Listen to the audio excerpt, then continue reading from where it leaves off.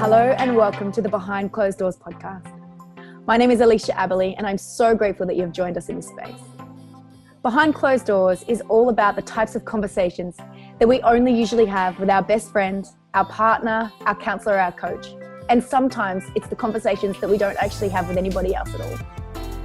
The women that are interviewed in this space are all women that are making a difference to the planet. They're women that are inspiring and empowering. The intention is that you too will feel inspired and empowered by these conversations. So grab a cup of your favorite drink, pop your feet up, and enjoy this episode of Behind Closed Doors. Today's incredible guest comes all the way from Canada. Melissa is a self-love fire starter and photographer of the fierce feminine rising.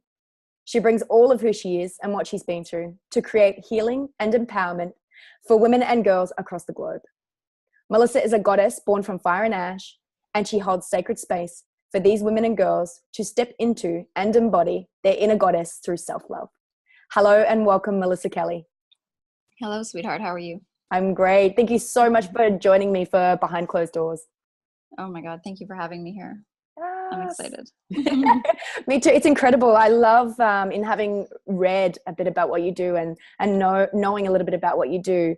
I love the work that you're doing. I think it's so important that us women step in and acknowledge this fierce feminine rising, and it's not talked about enough. Yeah, I 100% agree. And I look forward to having this discussion with you because it needs to be heard, as many times as it needs to be for women to really realize their self-worth and start stepping into it. I could definitely feel a global rise happening, so I'm excited about it. Global consciousness, it's incredible, isn't it? Mm-hmm. Yeah. Yes. Yeah. Perfect. So just a little bit of background on you. How did you get into this space? You work with self-love, inner work, addiction, the fierce feminine rising. How did you get where you are? Well, it was a combination of my story, which basically my parents had separated when I was 6 months old, and my mom had suffered from childhood trauma when she was 9. So she became an addict and alcoholic from before I was born. So I grew up in that environment where it was basically me having to realize my own self-worth and then wanting to show her hers. And over time, my natural gift I ended up doing photography because one of my gifts is being able to see people at their and capture that on camera. And after a few years of photography, I wanted to kind of, what am I really passionate about shooting? And I knew that was women, wildcats, and orchids. And I was always very passionate about women and self-esteem, self-love. So I didn't know how that was going to come together, but over time, the beauty revolution was built. And it's my biggest passion to help women realize how much different and enriched their lives can be through self-love, and that everything that they seek is actually within themselves, that they don't need anything outside of themselves to give themselves everything that they need. And that's a really big misconception, I believe, for us women. We actually constantly looking outside of ourselves to be fulfilled and to find that love when it actually is underneath and deep within, right? Absolutely. Yeah. And it's just empowering women and teaching them through self-action and learning how to take time for themselves and to prioritize themselves and not feel guilty about it, and it's through the action every day that you build your self-esteem, your self-confidence, your self-worth, and even wonder how you functioned without living that way before, right? Because we're just constantly giving and coming from a place of just you want to fill up before you flow out. So Melissa, how do you work with women in this space? How do you encourage them and empower them to step into this space of self-love and self-worth? Okay. So with the women, I've done in-person work and online work. And so one of the things I do, for example, is a 30-day self-love challenge, where it's an online private group where women can come in and support each other and learn how to put themselves as a priority and have a self-love routine into their life. So learning how to do the things that you love in the morning, filling up before you flow out, and taking that space for yourself, and even getting to know yourself, over again, because we're constantly growing and changing as well, right? But I remember when I first started I was like, self-love, what is that? I don't even know what that looks like, So it was kind of this discovery of getting to know who I was at the time, you know, kind of like going on a first date with yourself, you know, like, oh, what's your favorite food? What's your favorite color? And then slowly learning to be comfortable with taking time to myself, you know, spending that time alone, and learning what fuels me, what fills me up. Yeah. And that's a big thing for women. I know for the women that I work with as well, that a lot of the time they're so busy on autopilot that they're not actually stopping to take that time for themselves. And like you said before, it's like, what is self-love? I was like that as well. It's like, how do I love myself? I didn't know how to love myself. What is that? And then, yeah, it's very foreign. Yeah. And then like anything, I guess it is that daily steps for us to just build that muscle, I guess, to remember who we are, to step into that worth, and to remind ourselves of what we do actually love. Because as women, until we're tapped into that space, we can easily forget, right? Mm-hmm.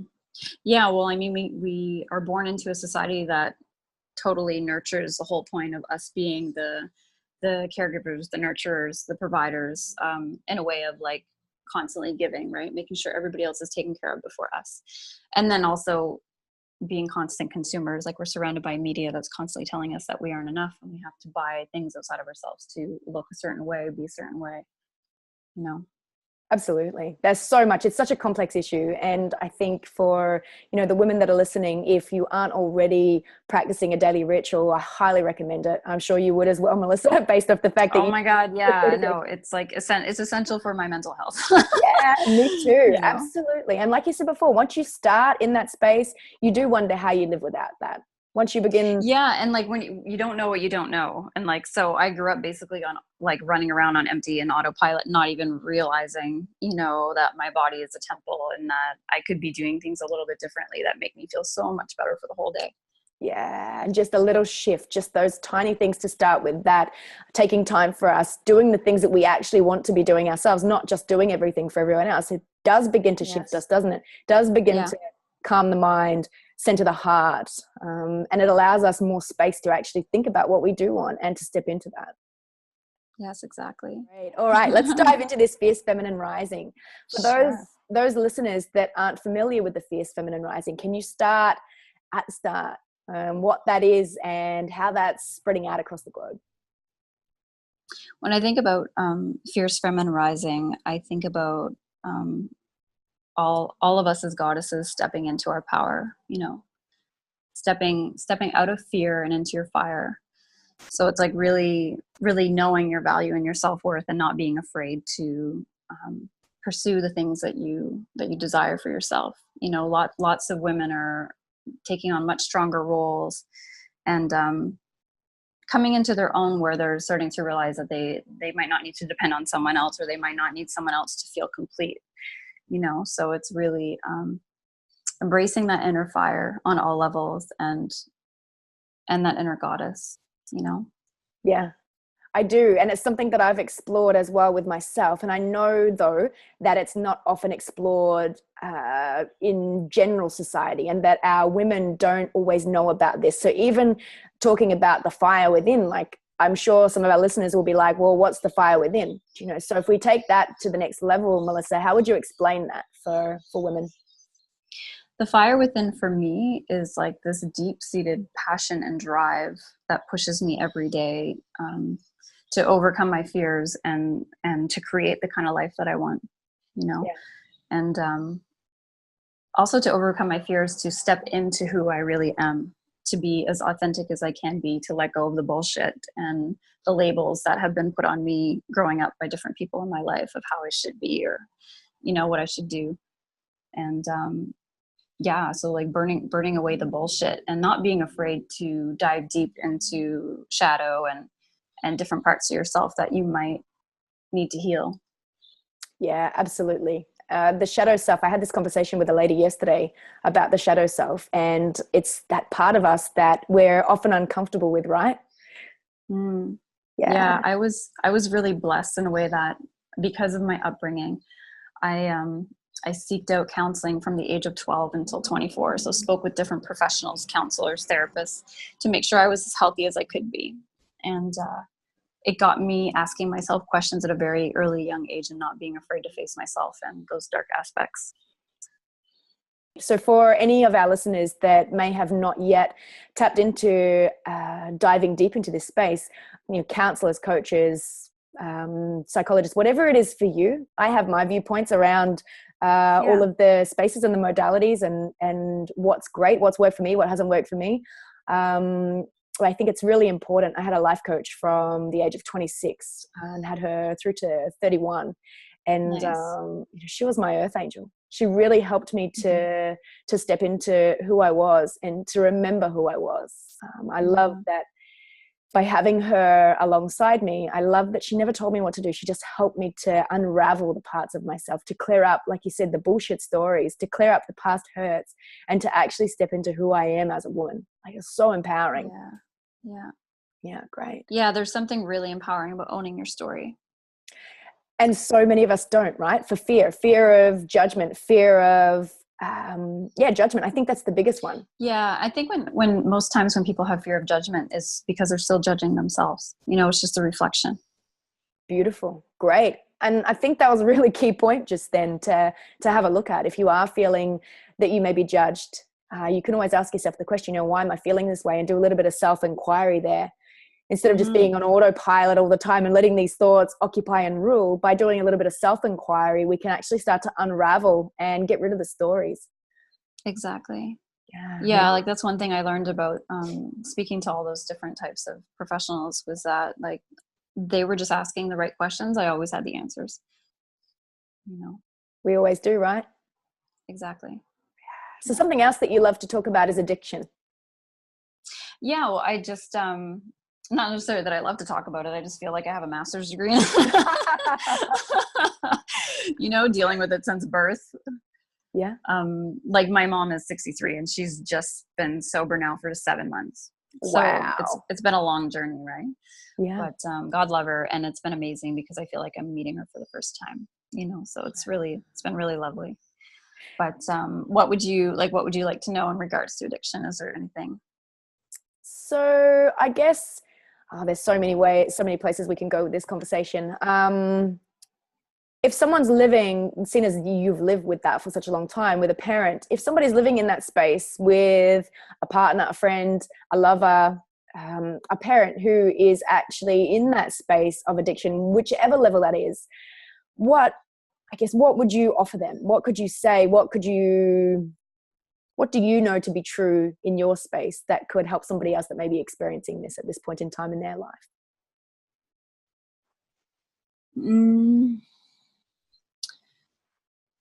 Well, one thing I would definitely say is that as hard as it is to not take it personal, because it actually never has anything to do with you.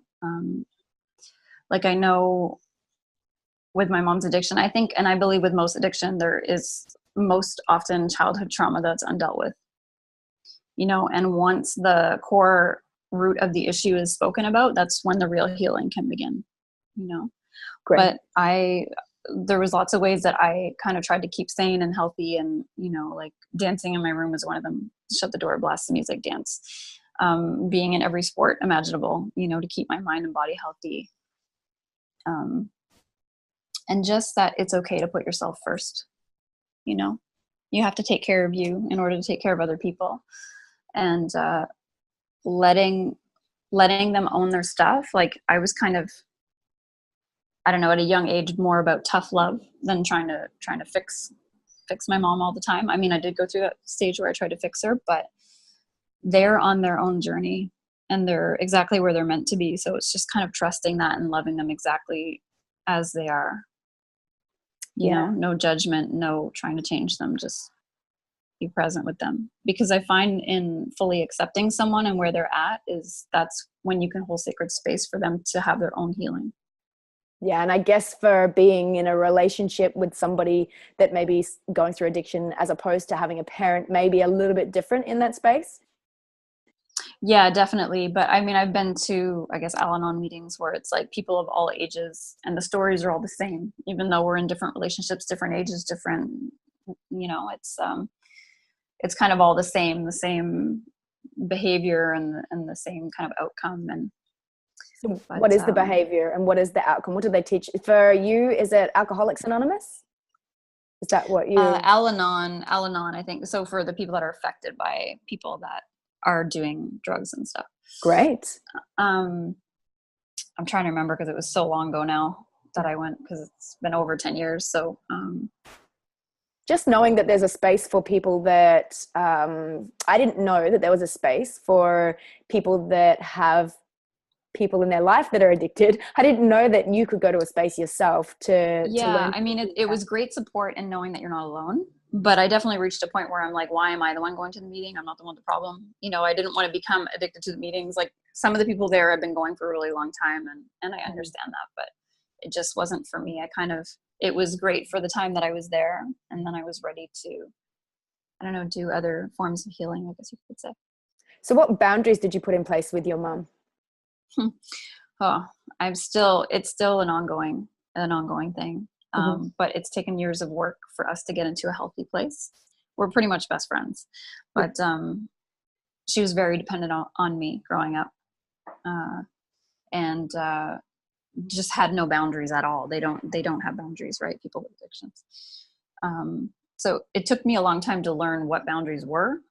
And one of the things I learned, that if you feel guilty, it means you're doing it right when you're setting boundaries. It's really uncomfortable in the beginning because it's so new, it's so foreign, and you feel selfish, but it's actually creating.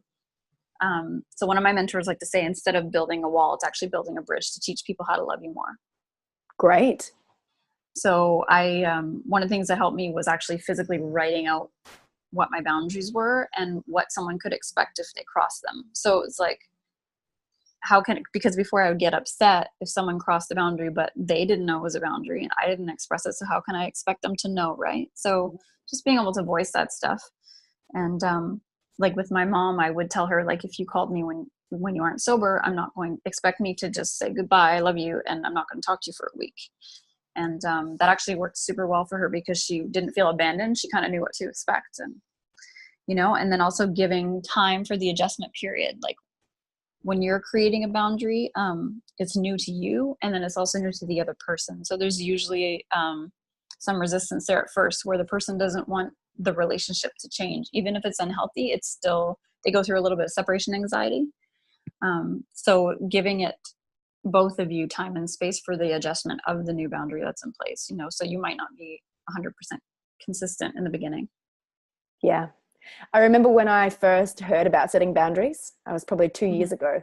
And when the person said it to me, it was a foreign language to me. Literally, I've never had anything in my life where when somebody told me about something that I drew a blank. Like, I had nothing to liken it to. No idea. Never set a boundary in my life. I was always give, and depleted. And that's how I live my life. Yeah. So learning to set boundaries, a way that I did that was reading the book, The 4 Agreements, and they now have the 5 Agreements. So either or book is brilliant. That was a life-changing book for me that helped Beautiful. to learn that. Because setting boundaries is interesting, right? And then sticking to them yourself, because you know, sometimes it's easy to not stick to them, right? Because you don't want to upset somebody. Yeah. And as when you're inconsistent, then you will get tested more, right? That's just nature. That's how people and animals work. And so you'll be tested until you get consistent about it, and then they won't test you anymore. Yeah, I love that. Actually, I find that a lot when we make a decision on something, that when we're changing something, that universe, God, whichever way you want to refer to it, brings something up to really test us. It's like, here, let me just show you this and make sure. And then I think it's funny. I would love to know why that happens. You know, it still baffles me that happens every single time I make a decision on something, or, you know, when clients make a decision on something, it's like, hang on a minute, let's just double check. We'll see maybe law of attraction. Well, it's like you want to work on something, so it gives it to you. It's like, okay, here you go. Yeah. It's a very interesting space. Really interesting. So you, awesome. In your life, you're also a stunt woman, yeah? I am, yeah. So, I've been doing it for 6 years, but, you know, you still feel new because it's every day at work is different. What's been a highlight for you in your career? I want to say it, and then I'm like, this is going to be on YouTube. Being carried around by Max Iron. He's he's like a British actor, because it's like, you know, when you watch a movie and you're like, oh, like swoon, like that's a really great scene, like, and then all of a sudden I'm being like carried around by that actor in another movie. So I felt like it was kind of like a moment for me where I'm like, hey, I'm kind of making it. I'm gonna have to Google him. I've not heard of him before. Yeah, but I'm still super new. Yeah. Okay. And what do you do in that space? Are you a body double? Exactly. Yeah. Yeah. What does that look like? Oftentimes I'm body doubling for another actress, and then sometimes I'm my own character. So it just depends. Great. And what does that entail for you? For people that aren't really familiar with this space, you know, I know this is anything. Yeah. So anything the actress doesn't want to do or can't do, they throw me in there instead. So do you have a big fitness regime? Yeah. Pardon? Do you have a big fitness regime?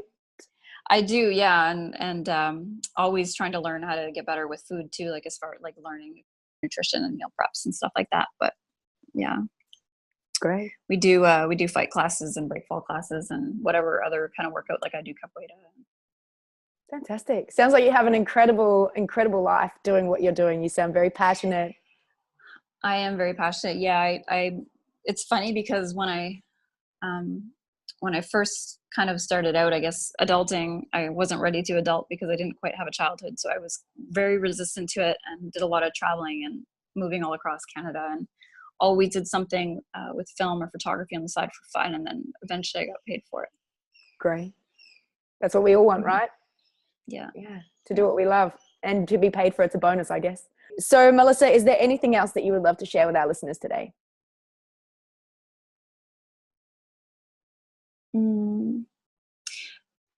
For some reason the thought comes up, just at the root of all suffering is lack of self-love and connection to self. You know, so if you're feeling out of alignment or a little down or off, chances are it's just an indicator that you need to go fill up. So take that time, be selfish, right? Self-full. Yeah, I love it. I was waiting for the correction. I love it. I was waiting to see what you would say there. Self-love is essential, not selfish. I think that's, it's really important for us, right? Yeah. Yeah. Well, I mean, we're reconditioning decades of programming, right? Like if you even were to look in the dictionary under self-love for a thesaurus, it says narcissist and egotism. So really? Yeah. Yeah. Still? It's interesting, right? Yeah. Yeah. Check it out. It's crazy. So we're on a mission, but I feel like it's doable. Yeah. And certainly things are shifting and women are really starting to step into that space. And there's just varying levels. I'm so excited about it. Yeah. More of a sisterhood. Yeah. Agreed. Oh yes. On that note, how else could we finish? Love that. The sisterhood is so important, and women are uplifting each other and empowering each other. That's the whole point of Behind Closed Doors as a podcast. Yeah. I love it. Thank you for holding space for me. Yeah, likewise. Thank you so much, Melissa. It's been so fantastic to have you here.